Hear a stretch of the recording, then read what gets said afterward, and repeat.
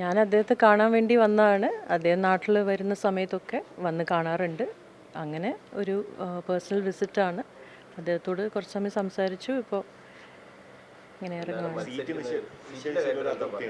അങ്ങനെയുള്ള കാര്യങ്ങളൊക്കെ ഞാനല്ലല്ലോ പറയേണ്ടത്. അതൊക്കെ അദ്ദേഹത്തിൻ്റെ കൃത്യമായ അഭിപ്രായങ്ങളും അദ്ദേഹത്തിൻ്റെ തീരുമാനങ്ങളും ഒക്കെ അദ്ദേഹം തന്നെയാണ് പറയേണ്ടത്. അപ്പം അദ്ദേഹത്തെ പോലെയുള്ളൊരു നേതാവിനെ കുറിച്ച് അദ്ദേഹത്തിന് എന്താണ് പറയാനുള്ളത്, അദ്ദേഹത്തിൻ്റെ അഭിപ്രായം എന്താണെന്നൊന്നും ഞാൻ മീഡിയനോട് ഷെയർ ചെയ്യാൻ ഞാൻ ആരുമല്ല. അതിന് ഞാൻ ആളല്ല എന്നാണ്. അപ്പോൾ അതുകൊണ്ട് അല്ല, നിങ്ങൾ എന്തിനെക്കുറിച്ചാണ് സങ്കടം ഉണ്ടോയെന്ന് ചോദിക്കുന്നതെന്ന് എനിക്ക് മനസ്സിലാവുന്നില്ല. അല്ലല്ല, ഞാനൊരു കാര്യം നിങ്ങൾ ചോദിച്ചാൽ ഞാൻ ഉത്തരം പറയാം. നിങ്ങൾ എന്തിനാണ് സങ്കടം ഉണ്ടോയെന്ന് ചോദിച്ചത് എനിക്ക് മനസ്സിലായില്ല. കാരണം ഇവിടെ ഒരു സങ്കടപ്പെടാനുള്ളൊരു സാഹചര്യം ഒന്നുമില്ല. അങ്ങനെ ഒരു തീരുമാനവും ഒന്നും വന്നിട്ടില്ല. എന്ത് തീരുമാനം എടുത്താലും വന്നാലും അത് അദ്ദേഹത്തിന് സുധാകരന് കൃത്യമായ ഒരു അഭിപ്രായം ഉണ്ടാവും. അദ്ദേഹത്തിനൊരു നിലപാടുണ്ട്. കണ്ണൂരിനെ സംബന്ധിച്ചിടത്തോളം അദ്ദേഹത്തിന് വ്യക്തമായ ഒരു കാഴ്ചപ്പാടുള്ള ഒരു നേതാവാണ്. കണ്ണൂരിൻ്റെ അനിഷേധ്യനായൊരു നേതാവാണ്. അപ്പോൾ നിങ്ങളിവിടെ ഒരു തീരുമാനം വരുന്നതിന് മുമ്പ് സങ്കടമുണ്ടോ വിഷമമുണ്ടോ എന്നൊന്നും ചോദിക്കുന്നത് ശരിയല്ല. പിന്നെ എനിക്ക് ഇതിനെക്കുറിച്ച് അദ്ദേഹം എന്നും കണ്ണൂരിൽ തന്നെയുണ്ട്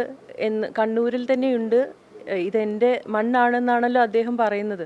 അതിൽ നിങ്ങൾ വിഷമമായിട്ട് കാണണം എന്ന് എനിക്ക് തോന്നുന്നില്ല. അത്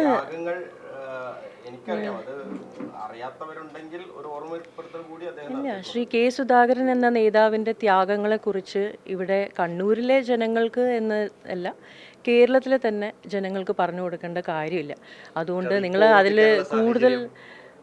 നിങ്ങൾ അതിനെക്കുറിച്ച് കൂടുതൽ ഇതുപോലെയുള്ള നിങ്ങൾ അസംഷൻസ് ഉണ്ടാക്കുന്നത് അത് ശരിയല്ല. അങ്ങനെ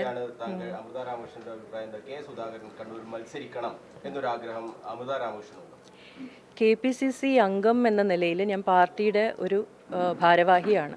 അപ്പം കൃത്യമായിട്ട് നമ്മളൊരു കാര്യം പറയുമ്പോൾ അത് ആധികാരികമായിട്ട് പറയണമെങ്കിൽ, ആധികാരികമായി നമ്മളൊരു അഭിപ്രായം പറയണമെങ്കിൽ അത് തീർച്ചയായിട്ടും അത് പാർട്ടിയുടെ ഭാഗത്തു നിന്നും വരേണ്ടതാണ്. അങ്ങനെയുള്ള കാര്യങ്ങളിൽ നമ്മൾ അഭിപ്രായം പറയേണ്ടതില്ല എന്നാണ് എൻ്റെ അഭിപ്രായം. അതുകൊണ്ട് ഈ അവസരത്തിൽ എനിക്ക് ഒന്നും തന്നെ പറയാനില്ല.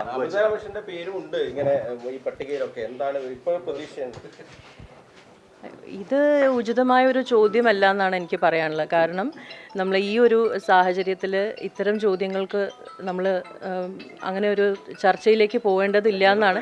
എന്ന് വെച്ചാൽ പലപ്പോഴും തിരഞ്ഞെടുപ്പ് വരുമ്പോൾ നമ്മൾ ഭാരവാഹി എന്ന നിലയിൽ പലരുടെയും പേരുകൾ ഉയർന്നു വരാറുണ്ട്. അപ്പോൾ അതിൽ എന്തൊക്കെയാണ് കാര്യങ്ങൾ എന്നുള്ള അതിനെക്കുറിച്ചൊന്നും പറയാൻ ഞാൻ ആളല്ല. എനിക്ക് അതിനെക്കുറിച്ചൊന്നും അറിയില്ല. അദ്ദേഹത്തിന് മത്സരിക്കാൻ താല്പര്യമുണ്ട്. അദ്ദേഹത്തിന്റെ ആ ഒരു ആഗ്രഹത്തിനൊപ്പമാണോ നിങ്ങൾ? കെ സുധാകരൻ എന്ത് തീരുമാനിച്ചാലും അദ്ദേഹത്തോടൊപ്പം അദ്ദേഹം മത്സരിക്കണോ വേണ്ടയോ എന്ന് നമ്മളല്ല തീരുമാനിക്കേണ്ടത്. ഞാൻ ഇപ്പോഴും പറഞ്ഞു, നമ്മൾ പാർട്ടിയുടെ ഒരു ഭാഗമായിട്ട് നിൽക്കുമ്പോൾ തീർച്ചയായിട്ടും നമ്മൾ ആ ഒരു പ്രോട്ടോക്കോൾ അനുസരിച്ച് വേണം പ്രതികരിക്കാൻ.